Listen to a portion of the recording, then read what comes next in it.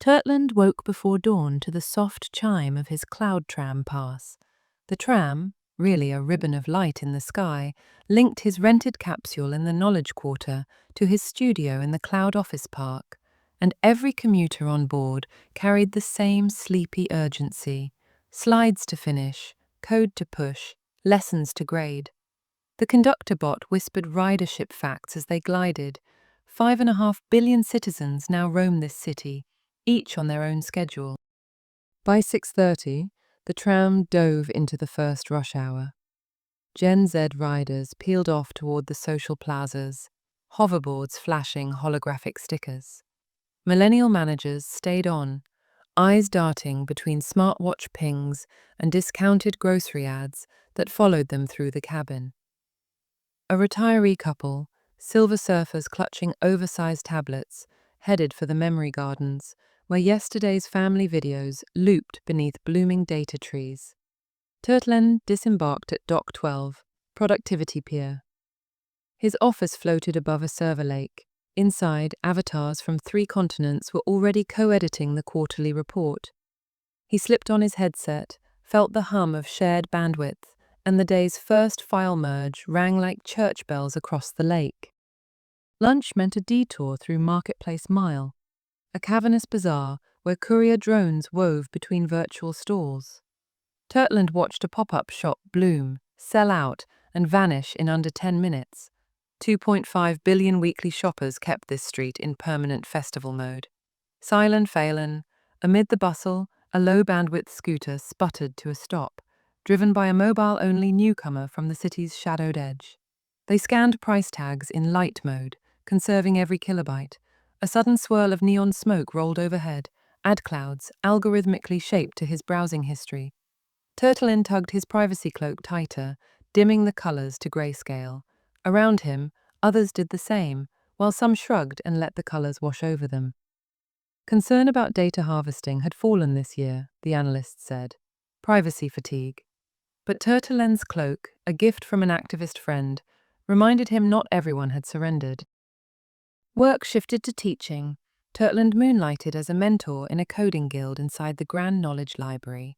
Students beamed in from crowded dorms, beach hostels, rural community kiosks, anywhere with a signal.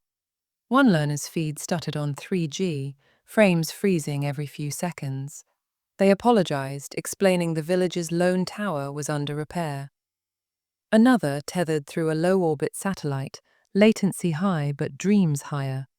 Turtleand's lesson plan flexed to fit: text snippets for slow lanes, live demos for fast ones.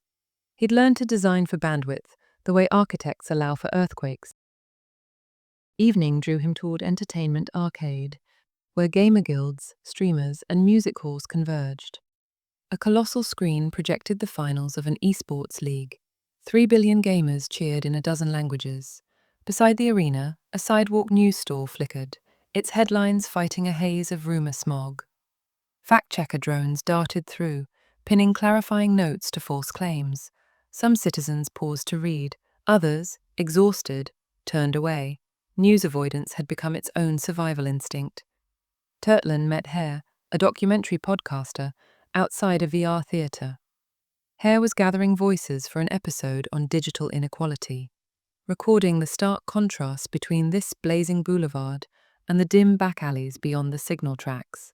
Story matters more than spectacle, Hare said, angling the mic toward a teen who'd biked 2 hours for free Wi-Fi. Turtleand offered a ride back on his cloud-tram pass. Stories, like networks, improved when shared. Curiosity pulled them to the unlit lanes, where encryption fog hung thick. Here, whistleblowers swapped files, and extremist graffiti pulsed with algorithmic lure lines.